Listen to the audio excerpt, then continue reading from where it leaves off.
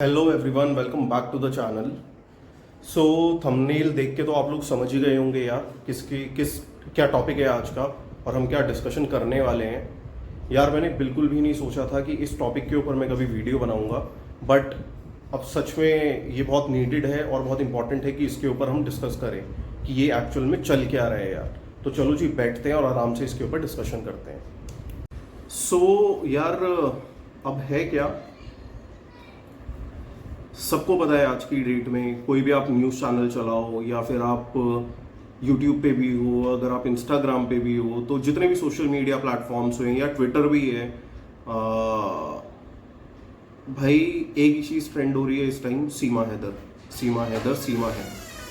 तो यार तो यार जो लोग भी ऐसे हैं कि क्या है सीमा हैदर, और मतलब मैं किस बारे में बात कर रहा हूँ, ये है क्या एग्जैक्टली चीज़ और क्या केस है ये एग्जैक्टली, तो वो मैं आपको समझा देता हूँ। थोड़ा सा एक ओवरव्यू दूंगा, बाकी तो मैं ब्रीफ करने वाला हूँ आपको क्या है ये कहानी पूरी।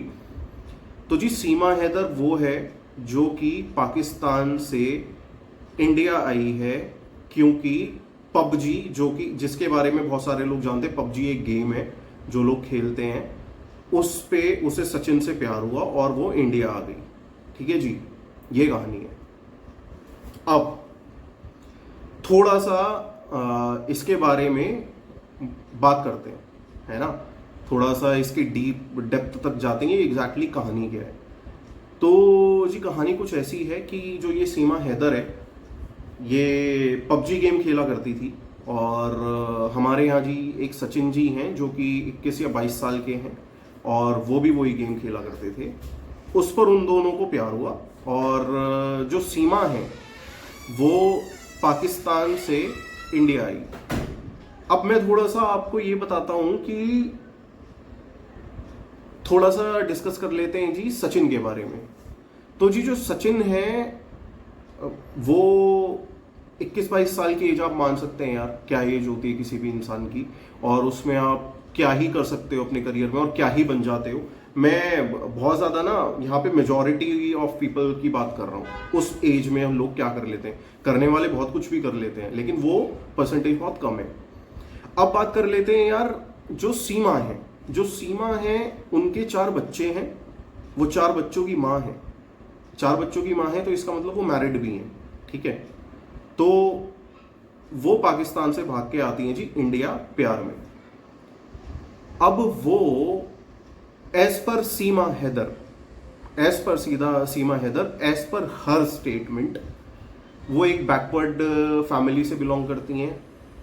पैसा नहीं है उन लोगों के पास इतना, उन लोगों के पास इतनी फैसिलिटीज ही नहीं है, लाइक स्मार्टफोन्स और ये सारी और वो सारी कहानियां सारी। ठीक है, तो उनके पास फैसिलिटीज भी नहीं है। अब सबसे बड़ी कहानी ये है, जब फैसिलिटीज ही नहीं है आपके पास तो आप पबजी कब खेला करती थी, और 4 बच्चों की माँ होते हुए आपके पास इतना टाइम कहां से निकला कि आप पबजी पे बैठा करती थी। तो सबसे पहली चीज तो ये, जो कि क्वेश्चनेबल है बहुत ज्यादा।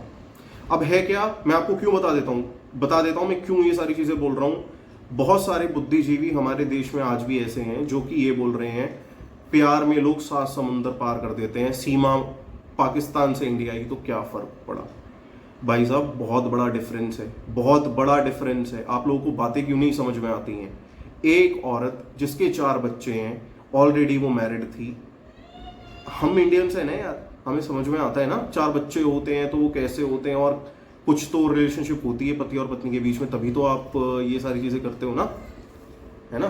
तो and at the age of 27 उस बंदी के 4 बच्चे होते हुए उसे ये रियलाइजेशन हो रहा है कि उसे किसी और लड़के से प्यार हो गया और वो पाकिस्तान से इंडिया आ गई है। चलो जी, आई, ठीक है, मान लेते हैं, कोई दिक्कत नहीं है जी, ठीक है, किसी भी एज में कुछ भी हो सकता है। और जैसे ये आज तो हमारे यहाँ जो अब मूवीज बन रही हैं और ये सारी चीज़ें बन रही हैं, तो लाजमी है ऐसे उल्टे सीधे काम करने का लोग प्लान कर लेते हैं। अब आई हैं तो आई हैं, लेकिन मैडम इलीगल तरीके से आई हैं। पासपोर्ट्स नकली हैं, आधार कार्ड नकली है। उसके बाद ये जितने भी रूट्स पकड़ के आई हैं वो इलीगल हैं, इंडिया में एंटर हुई वीज़ा इनके पास नहीं है। उसके बाद गलत गलत तरीकों से ये एंटर हुई हैं देश में। ये पहले जाती हैं जी नेपाल। नेपाल में वो लड़का सचिन, जिसकी खुद की मंथली सैलरी 13,000 रुपए है, वो 7 दिन उस लड़की के साथ या उस औरत के साथ, 4 बच्चों की माँ, लड़की नहीं होती औरत होती है, वो उसके साथ वहां पे नेपाल के एक होटल में रह रही है, जिसमें उसके 4 बच्चे पहली बार में पाकिस्तान में है, जो कि एक बैकवर्ड फैमिली से आती है, एक ऐसे एरिया से आती है जहां फैसिलिटीज नहीं है। Try to understand.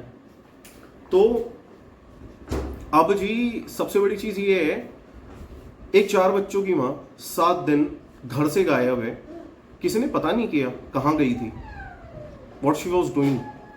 जहां उसका हस्बैंड उसके साथ ठीक से नहीं रहता, उसके साथ अच्छा व्यवहार नहीं करता, उसने ये चीज पता लगाने की कोशिश ही नहीं करी कि उसकी वाइफ कहां गई थी। वो 7 दिन बाद अपने घर वापस आ जाती हैं, उनके घर पे कुछ नहीं होता। उसके बाद वो फिर से नेपाल आती है, और नेपाल से बाय बस वो मैडम आती हैं जी ग्रेटर नोएडा, ट्रैवल करके, झूठी सारी चीजें, सब झूठ बोल बोल के। अब यार समझने वाली चीज जो ये है, आपको ये समझना पड़ेगा कि आप अगर एक सही चीज के लिए खड़े थे, सब चीजों में आप बिल्कुल सही थे, लेकिन आपने जितने भी रास्ते चुने वो तो सारे गलत थे, सारे इलीगल थे देश में एंटर होने के। अब देखो, I am not comparing and I am not saying कि जो वो लोग हमारे लोगों के साथ करते हैं वो सीमा हैदर के साथ भी होना चाहिए, तो भाई फिर हम वो नहीं होना चाहिए, फिर हम दोनों में भी कोई डिफरेंस नहीं बचेगा। ये भी एक चीज है समझने की, प्लीज आप लोग इस चीज को भी समझना। मैं ये नहीं बोल रहा हूं, बट हमें ये भूलना भी नहीं चाहिए कि वो लोग कैसा व्यवहार करते हैं हम लोगों के साथ। तो जी आपने, सबको पता होगा, एक बहुत हाइप्ड केस था और अब डेथ भी हो गई है उनकी, उसके पूरे सिनेरियो के ऊपर एक उनकी बायोपिक भी बनी थी, सरबजीत। अब सब लोग कर पाएंगे इस चीज को यार रिलेट कि मैं क्या बोल रहा हूँ। सरबजीत, सबको पता है वो क्या केस था और पाकिस्तान में उनके साथ क्या किया गया और क्या वो किन हालातों में उनकी डेथ हुई है, वो सब लोग जानते हैं हमारे देश में। मैं नहीं बोल रहा हूं कि आप लोग वो करो यार। एंड कहीं ना कहीं एक इंडिया और पाकिस्तान और यूएस और यूके, इससे हट के ना सबसे पहले सबसे ऊपर ह्यूमैनिटी है, उस चीज पे रहो यार, अपने ग्राउंड्स को मत भूलो। लेकिन आपको उससे समझने की जरूरत है कि वो मेंटालिटी क्या रखते हैं वो लोग, उनकी मेंटालिटी क्या है भाई, आपको समझना पड़ेगा। ये उनकी मेंटालिटी ही ये है, ये सारी चीजें करने की, और यही चीज उनके अंदर भरी हुई है हमारे खिलाफ। समझो आप इस चीज को, आप लोग क्यों नहीं समझ रहे हो भाई। देखो सारी चीजें अब कोर्ट में, सारे वहां चीजें हो रही हैं, बट फॉर मी, एंड हम एक डेमोक्रेटिक कंट्री में रहते हैं जी, ठीक है, यहां डेमोक्रेसी है, यहां राइट टू स्पीच है। तो मेरा ये ओपिनियन है कि वो औरत कहीं से कहीं तक भी बिल्कुल भी ठीक नहीं है, किसी भी तरीके से कोई भी पॉइंट उसका प्रूवेबल नहीं है। अगर आप प्यार करती थी, तरीके से आती, अपने 4 बच्चों के बारे में सोचती, और सीधी सी बात है यार, जिस इंसान ने 4 बच्चों के बारे में अपने नहीं सोचा, अपने देश की सगी नहीं हो पाई, वो कैसे यार किसी सचिन की हो जाएगी। और वो सचिन यार 22 साल का लड़का है, वो 22 साल का लड़का है, वो उसे क्या पता है दुनियादारी का यार, उसे पता ही नहीं है उसके साथ क्या हो रहा है। और सच में वो, मतलब उसकी मेंटली वो कितना स्टेबल है और मेंटली क्या मैच्योरिटी वो रखता है, वो उसके एक्शंस में दिखा कि वो इन सारी चीजों में उसके साथ था। और कहीं ना कहीं ये चीज में मैं बोलूंगा यार, मुझे पता है इसके ऊपर बहुत सारे लोग बहुत सारी बातें मुझे बोलने वाले हैं भाई। जितनी कल्प्रिट वो है, जितने इलीगल चीजें उसने की है ना, तो सचिन भी कहीं ना कहीं उतना ही ज्यादा रिस्पॉन्सिबल है उन चीजों में, क्योंकि वो सपोर्ट कर रहा था। तो ये चीज भी हमें समझनी पड़ेगी भाई। और कहीं यार मुझे ये समझ में नहीं आता, वो लड़का पढ़ा लिखा भी नहीं है, इतना कुछ भी नहीं है, पबजी खेलना कहां से सीख जाते हैं यार। I am not getting this point कि ये पबजी खेलना लोग कहां से सीख जाते हैं। और मुझे नहीं पता था कि ये जो प्लेटफॉर्म्स हो गए, ये जो गेमिंग हो गई, पबजी हो गए और XYZ जो भी गेम्स होते हैं आज की डेट में, वो डेटिंग प्लेटफॉर्म्स हो गए हैं भाई। सीरियसली, मतलब आप लोग इन प्लेटफॉर्म्स को भी अब ऐसे यूज कर रहे हो। कहां मेंटालिटी भाई, क्या माइंडसेट होता जा रहा है आप लोगों को, मुझे समझ में नहीं आ रहा यार। मतलब ये मैं सबसे, ये वाली चीज मैंने सबके लिए नहीं बोली है, अब जिनके लिए बोलिए वो रिलेट कर पा रहे होंगे अगर वो भी ये सारी चीजें कर रहे हैं भाई, कुछ समझ में नहीं आ रहा यार। तो देखो वो मेरे हिसाब से ग्राउंड रियलिटी तो यही है कि वो बंदी नहीं है ठीक, बिल्कुल भी ठीक नहीं है। वो 4 बच्चों की माँ है, सबसे पहले अपने बच्चों के फ्यूचर का सोचती, अपने बच्चों के बारे में सोचती, जो उसने नहीं सोचा। क्योंकि मेरा भी ये मानना है, मैं भी एक बाप हूं यार, मेरा एक बेटा है और he will be 4 years old in this coming November. 1 नवंबर को वो 4 साल का हो जाएगा। उस हिसाब से यार मेरे लिए आज मेरी सबसे ज्यादा अगर कोई प्रायोरिटी है तो वो मेरा बच्चा है। उसको कैसे पढ़ाना है आगे, उसकी अपब्रिंगिंग, उसकी एजुकेशन के बाद उसकी मतलब आफ्टर 12th जो हायर एजुकेशन होंगी, उसका करियर, मतलब मैं उस तरफ फोकस्ड हूँ कि उसका फ्यूचर क्या होने वाला है। कहीं ना कहीं अपनी चीजें मैं छोड़ के उसकी तरफ हो गया हूँ। और ये कैसे हो सकता है यार, 4 बच्चे हैं आपके छोटे छोटे, आप उनके बारे में भी नहीं सोच रही हो। कल आप बिल्कुल इलीगल वेज आपने यूज किए इंडिया में आने के लिए। क्यों यार, अगर आप इतनी ठीक थी तो आप लीगल वेज से क्यों नहीं आई? क्या जरूरत थी उल्टे सीधे काम करने की? मेरा मानना तो ये, अगर आप ठीक हो तो ठीक तरीके से आओ ना यार, क्या प्रॉब्लम है? ऐसा नहीं है लोग पाकिस्तान से इंडिया नहीं आते, समझो आप इस चीज को यार। और सबसे बड़ा मुद्दा, एक पिछड़ी हुई फैमिली से आने वाली वो औरत, और जिनके पास पैसा भी इतना नहीं है, रिसोर्सेज भी इतने नहीं है, भाई ये पैसा आया कहां से?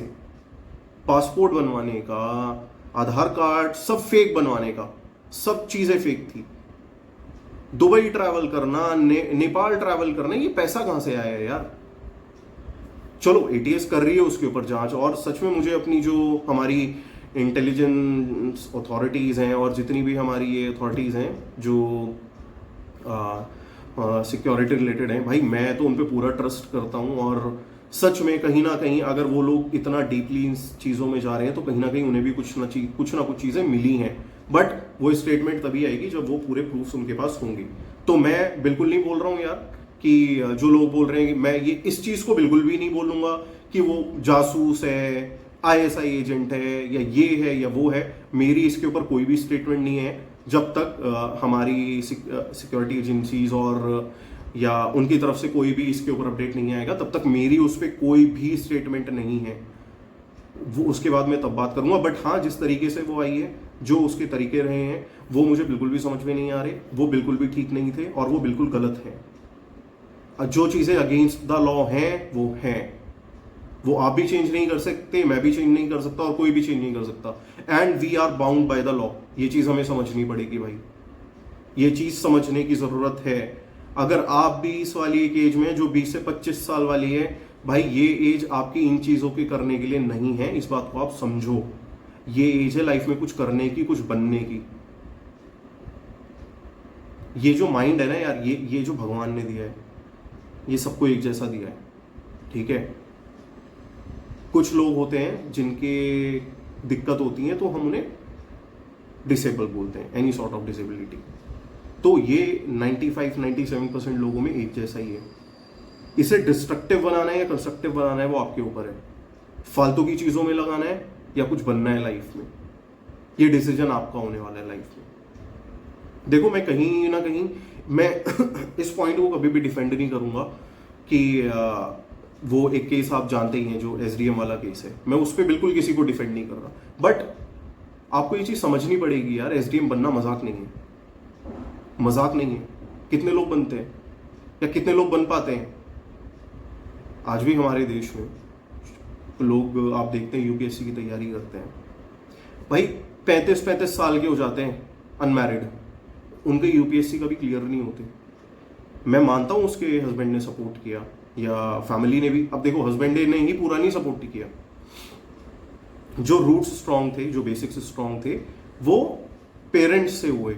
उनकी जो उन्होंने स्टडीज वो स्टडीज उन्होंने वहां से करी है मेन। बाकी इस चीज में वो हस्बैंड ने बिल्कुल सपोर्ट किया, बिल्कुल सही, अच्छी चीज है। लेकिन कहीं ना कहीं यार आप किसी की जो एक मैं बोलूंगा यार कि मतलब किसी की ना अचीवमेंट्स को कभी भी इस चीज को बोल के वैनिश नहीं करना चाहिए। उसकी वजह से बनी, भाई वो सपोर्ट किया था लेकिन बनी अपनी मेहनत से यार, अपने डेडिकेशन की वजह से। समझो मेरी चीज, कोई भी पेरेंट इस दुनिया में नहीं चाहते कि उनका बच्चा पढ़े लिखे, कुछ ना बने लाइफ में, कुछ ना करे। जितना उनसे होता है वो करते हैं, जैसी एजुकेशन वो अफोर्ड कर सकते हैं वैसी एजुकेशन देते हैं बच्चों को, और सब पेरेंट्स चाहते हैं कि उनके बच्चे कुछ लाइफ में बहुत बड़ा करें। तो ये भी तो सपोर्ट है ना यार, लेकिन कितने लोग करते हैं? आपकी डेडिकेशन भी तो इंपॉर्टेंट है।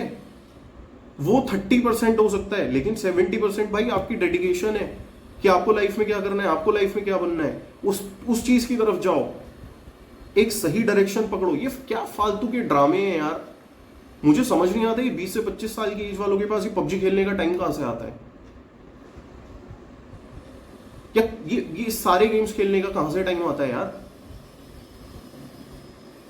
मतलब कुछ तो ऐसा सीखो ना यार कि आप देखो, नॉलेज जो है ना वो ऐसी चीज है, जितनी ले लो उतनी कम है, और जितनी बांट दो उतनी कम है। अगर आपके पास कुछ ऐसा है तो उसे बांटो, और नहीं है तो सीखो ना यार। कुछ तो लाइफ में डिफरेंट करने की सोचो ना। ये डिफरेंट कर रहे हो आप, ये डिफरेंट कर रहे हो आप। मतलब आप अगेंस्ट द लॉ जा रहे हो, और कहीं ना कहीं आप एक ऐसी कंट्री से आपने लड़की पसंद कर ली, और आप इतने बड़े, आपने कभी ये नहीं सोचा back of the mind Sachin ji, आपको ये चीज सोचनी चाहिए थी, आपकी भी पीछे फैमिली है, आपने उनके बारे में नहीं सोचा। कल खुदा ना खास्ता भगवान भाई बनाए रखे बस अपनी दया आप पे और कृपा दृष्टि, लेकिन कल कुछ हो ही जाता आपको, कल कुछ आपको वहां पे हो जाता तो फिर क्या होता? आप यहां से नेपाल गए हैं, आप उल्टे सीधे तरीके यूज कर रहे हैं, भाई साहब आपको भी कुछ हो सकता है लाइफ में, ये भी सोच के चलो। अंधे मत बनो, ठीक है प्यार करना कोई बुरी बात नहीं है, अच्छी चीज है, लेकिन सबसे पहले अपने उन पे काम करो जिसकी वजह से आपकी लाइफ चलेगी आगे। कर लाए जी आप शादी, आप ले आए 4 बच्चों की माँ को लेके आए हैं आप पाकिस्तान से, आपने बहुत बड़ा काम कर दिया देश में, आपको भारत रत्न मिलना चाहिए इसके लिए, आपने इतना बड़ा काम करा है। भाई साहब पालेंगे कहां से उन्हें? पालेंगे कहां से? अभी मैं एक इंटरव्यू देख रहा था यार अपने हमारे देश के सबसे बड़े लीडिंग न्यूज चैनल पे, और बहुत पते की बात पूछी उन्होंने कि आप कितना कमाते हैं महीने का, तो सचिन जी का आंसर था 13,000 रुपए महीना। वो भी कमाता था, है नहीं। परचून की दुकान पे वो नौकरी करते थे, 13,000 रुपए की नौकरी थी उनकी, अब वो भी नहीं है। जब उन्होंने पूछा तो फिर अब आप किस तरीके से अपना घर चलाएंगे, तो उन भाई साहब जी का रिप्लाई आता है, भगवान किसी को भूखा नहीं मारता। भगवान किसी को भूखा नहीं मारता। तो जो भी होगा किस्मत में वो तो मिलेगा। क्या बेवकूफों जैसी बातें कर रहे हो यार? भाई फल मिलता है कर्मों का, कर्मों का फल मिलता है, ये भी तो बताया होगा किसी ने। या आधी अधूरी जानकारी हमेशा रट लेते हो हर जगह से। अरे किसी को भूखा भगवान नहीं मारेगा, लेकिन कर्म तो करना पड़ेगा ना। ये कर्म करा है आपने, तो इस कर्म के हिसाब से चलोगे क्या भाई आगे? कमाल है। आधी चीजें सुन लो अपने से, मतलब वो ज्ञान आपने उतना सुना जितने से आपका मतलब था, उससे आगे आपको मतलब ही नहीं था उस ज्ञान से। चलो यार, मतलब मैं खुद बहुत ज्यादा ना अब हो रहा हूं शॉर्ट टेम्पर्ड, और गुस्सा भी आ रहा है, तो मैं नहीं चाहता कुछ मेरे मुंह से ऐसा निकले जो कि गलत हो, और मैं नहीं बोलना चाहता वो बिल्कुल भी। तो फिर वो डिफरेंस नहीं रह जाएगा यार, किसी की करनी में और किसी कथनी में, दोनों वो भी चीज़ है। तो यही है यार वीडियो में आज की। अगर आपको लगता है कि हाँ मेरे पॉइंट्स कुछ वैलिड हैं और ज़रूरी हैं, लोगों तक पहुंचने चाहिए, तो प्लीज़ इस वीडियो को ज़रूर शेयर करना लोगों के साथ, आगे अपने फ्रेंड्स के साथ, जो कि उस एक एज में रहते हैं, जो 18 to 24, 20, 30। तो जी प्लीज़ उन लोगों के साथ शेयर करो और समझो, दुनिया को समझो सबसे पहले यार। नहीं पढ़ोगे, नहीं करोगे कुछ भी ना, तो कुछ समझ में भी नहीं आएगा। ऐसी बेवकूफ़ी वाले काम करोगे जो ये देख रहे हो और ये हो रहे हैं।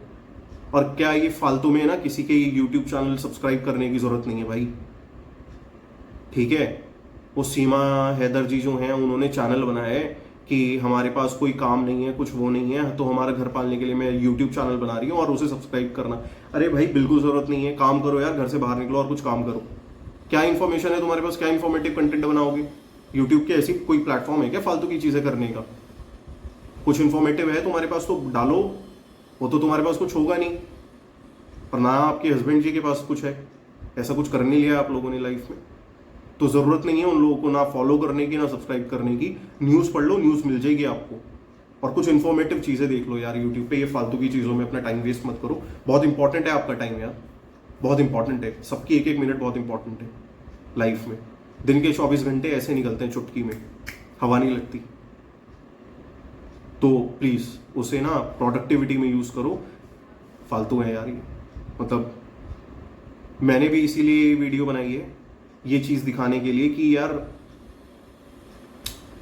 गलत है ये चीज़ें। और प्लीज़ इन सारे कहानियों में, इन सारे ट्रैप्स में आप लोग मत फंसना, ठीक है। हर एक चीज़ का एक सही टाइम होता है, एक सही एज होती है, वो सब होता है लाइफ में। समझो उस चीज़ को, फालतू की चीज़ों के पीछे मत भागो।